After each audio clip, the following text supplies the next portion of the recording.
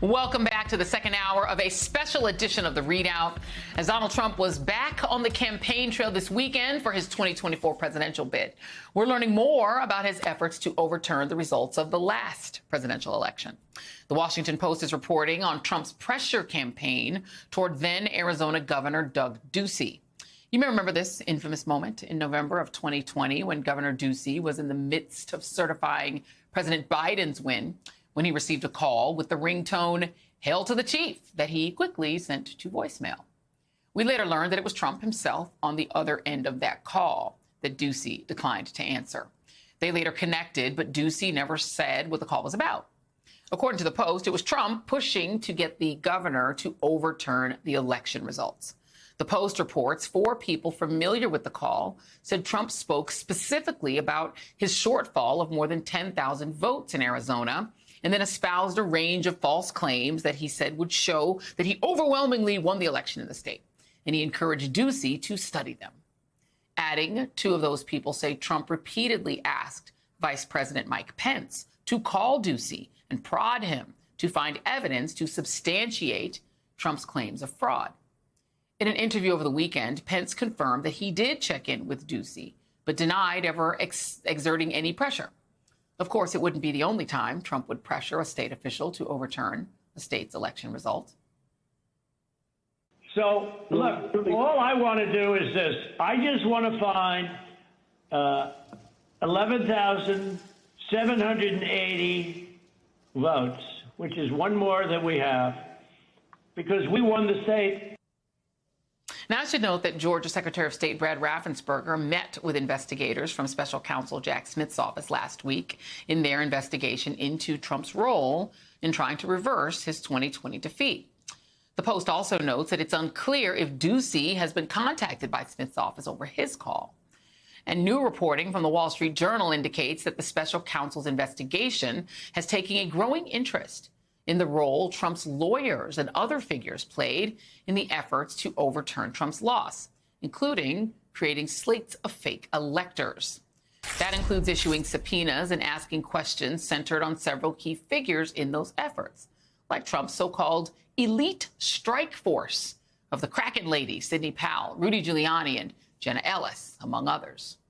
The Journal also provided more details on the recent interview between federal prosecutors and Giuliani, citing, among other things of interest, was a December 2020 meeting in the Oval Office, during which Powell pitched a plan to have the U.S. military seize control of the voting machines. Also of interest was the role of lawyer John Eastman, the brains, if one wants to call it that, behind the fake electors memo. Joining me now is MSNBC justice and legal analyst Anthony Coley. He's a former DOJ spokesperson under Attorney General Merrick Garland. And Charles Coleman, former Brooklyn prosecutor and MSNBC legal analyst. Thank you both for being here. Anthony, I do want to start with you because the sense that one gets in looking at all the different places that Jack Smith is looking and sort of burrowing is that there is a potential that there could be another active case against Donald Trump based on a lot of things. We had been thinking it was more about perhaps a second fake documents or showing, classified documents case, maybe in New Jersey or specifically on the January 6th insurrection. But this feels more about the pressure campaign. How do you see it?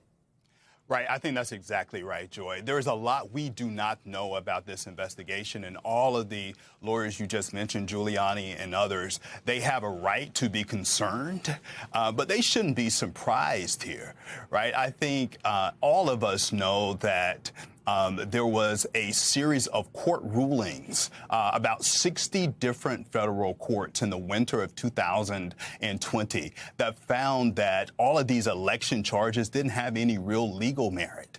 And Bill Barr himself, then he was sitting in the seat as United States Attorney General. He said very publicly to the Associated Press and to others that there wasn't enough fraud in the 2020 election to change the outcome of that election.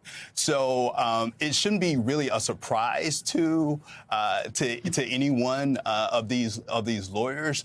My hope is that what we are seeing from Jack Smith and his prosecutors, despite some of the rhetoric, right, they have, in many cases, Trump has called him deranged. He has attacked this man's wife, Jack Smith's wife. What we are seeing is Jack Smith determined to pursue justice without fear or favor. And I think everyone who loves freedom and truth and law should be happy about that. And the last thing I'll say, Joy, is to your question.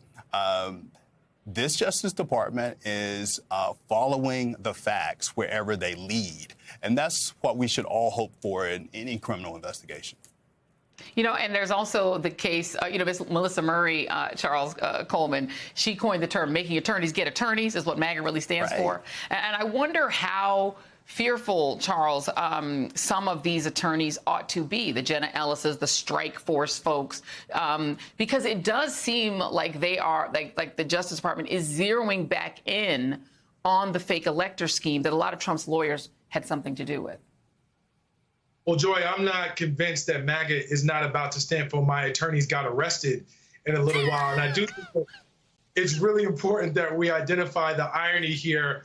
Let's focus for a quick second on the fact that right now, Donald Trump is actively campaigning and peddling a narrative around the DOJ supposedly interfering with an election, when in fact he is also under investigation in multiple jurisdictions for having actually interfered in the last election. And so I just think the irony of that is important to point out to viewers and to the public to understand that as he peddles this narrative, if anyone knows what election interference is, it's actually him, because he's actually someone who in multiple states is under investigation for that. That being said, I do think that Jack Smith is doing what a prosecutor does. And as Anthony already pointed out, you have to follow the facts wherever they take you. It's important to understand that this may be distinctly different from the Georgia case, in as much as with that case, with Raffensperger, we actually have the phone call, we have the recording, we know what was said, and we know it was clear. Whereas with this case, it's kind of left up to the interpretation of the different accounts of first Mike Pence and then the other people who were on the call as to the degree of pressure which was being placed on Donald Trump. So from a legal standpoint, what that's going to mean is everything comes back to the timeline. What did you know at the time that you made these calls? And then what was said on the actual calls. And so I think that is going to be the linchpin that determines whether a prosecution moves forward with respect to Arizona as compared to Georgia, where you have that actual recording and you know what was said. Good point. To stay with you just for a second, Charles, because the other thing is, right, we don't know what Trump might have to fear from what a Mike Pence might say or a Doug Ducey might say to Jack Smith, but there are other people. So former Trump campaign official named Mike Roman, who was involved in efforts to put forward these slates of electors, he potentially was involved, and this was a White House official. And then there is also a sort of female member of Trump's orbit, who was actually apparently shown documents, maybe potentially in New Jersey, who folks are talking about, who's still involved in Trump world. And she was a campaign aide to him. Her name is Susie Wiles, one of his most trusted advisors. She's actually she was leading his reelection effort and works for his PAC, allegedly was shown a classified map in August or September of 2021. When people like that are getting dragged before Jack Smith's grand jury, how does that work when they're still in his orbit?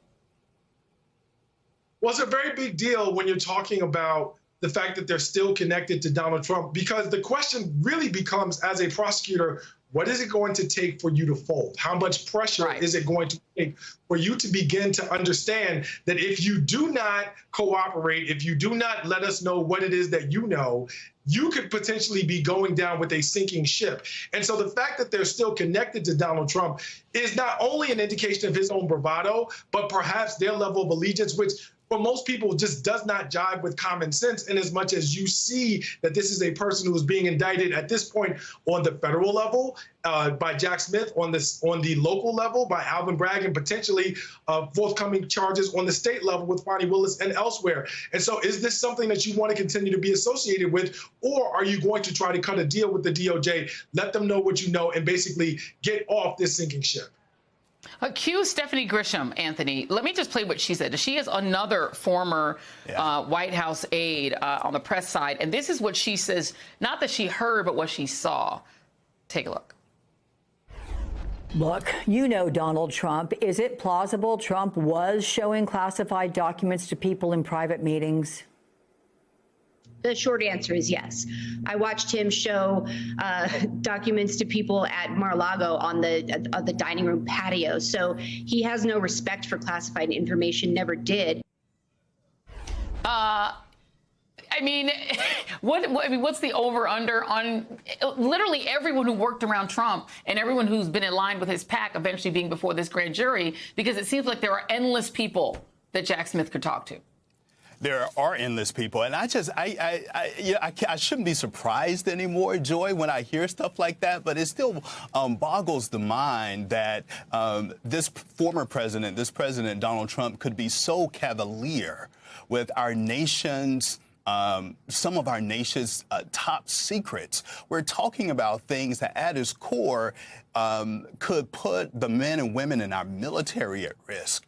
We're talking about people who could put our assets at risk. And the fact that he is going around in such a cavalier manner, showing things off on a patio, I just really speaks to the fact that he, quite honestly, shouldn't have had access to this information to start with.